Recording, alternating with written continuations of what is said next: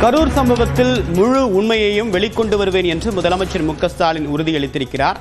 நேற்று நீதிமன்றம் கடுமையான விமர்சனங்களை தாவேகா தலைமை மீது முன்வைத்த நிலையில் அரசுக்கு இந்த விவகாரத்தில் நடவடிக்கை எடுப்பதில் என்ன தயக்கம் என்ற பல்வேறு கேள்விகளை காவல்துறையை நோக்கி முன்வைத்திருந்தது. இந்த நிலையில் தமிழ்நாடு முதலமைச்சர் மு.க.ஸ்டாலின் பல்வேறு விளக்கத்தை கொடுத்திருக்கிறார். கரூர் சம்பவத்தில் முழு உண்மையும் வெளிக்கொண்டு வருவதற்கான எல்லா முயற்சிகளும் எடுக்கப்படும் என்று தமிழ்நாடு முதலமைச்சர் மு.க.ஸ்டாலின் உறுதியளித்திருக்கிறார்.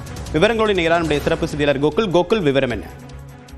கரூர் துயரம் குறித்து உயர்நீதிமன்றம் கூறியுள்ள கருத்துக்கள், வழிகாட்டுதல்கள் அனைத்தையும் தமிழ்நாடு அரசு மிக தீவிரமாக கவனத்தில் கொண்டு செயலாற்றி வருகிறது என்றும், கரூரில் நடந்த துயரத்தால் நாம் அனைவருமே நெஞ்சம் கலங்கி போயிருக்கிறோம் என்றும், இழந்து தவிக்கும் ஒவ்வொரு குடும்பத்தின் கண்ணீரையும் கண்டு தவிக்கிறேன் என்றும், உயர்நீதிமன்ற உத்தரவின் பேரில் அமைக்கப்பட்டுள்ள சிறப்பு புலனாய்வு குழு தனது விசாரணையை தொடங்கும் என்றும் முதலமைச்சர் இந்த பதிவில் குறிப்பிட்டிருக்கார். இதன் மூலம் முழு உண்மையையும் வெளிக்கொண்டு வருவோம் என்றும், மாநிலத்தில் முதலமைச்சராக மக்களுக்கு நான் உறுதியளிக்கிறேன் என்றும் அவர் தெரிவித்திருக்கார்.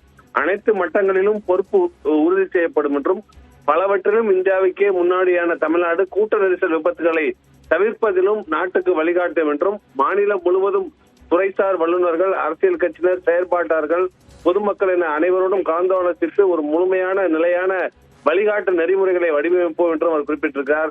தமிழ்நாட்டுக்கு மட்டுமல்ல, ஒட்டுமொத்த இந்தியாவும் பின்பற்றத்தக்க மாடலாக இது அமையும் என்றும், துடைக்க முடியாத இந்த துயர சம்பவத்தின் பின்னணியில் அரசியல் நோக்கோடு ஒருவரை ஒருவர் குற்றம் சாட்டாமல் ஒரு நீண்ட கால தீர்வை நோக்கி பயணிப்போம் என்றும் முதலமைச்சர் குறிப்பிட்டிருக்கார்.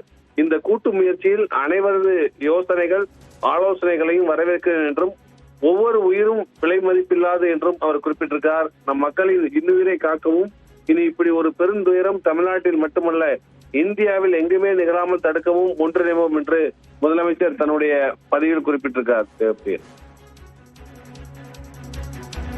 விரிவான தகவலுக்கு நன்றி கோகுல்.